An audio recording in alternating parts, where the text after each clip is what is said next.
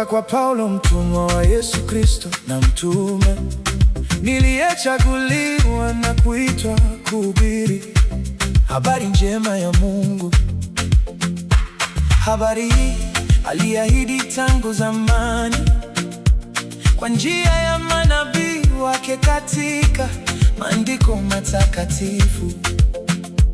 Habari hii njema ni kuhusu mwana wa Mungu ambaye kimwili alizaliwa katika ukoo wa Daudi na ambaye alidhihirishwa kuwa mwana wa Mungu kwa uwezo wa Roho wa utakatifu, kwa kufufuliwa kutoka kwa wafu.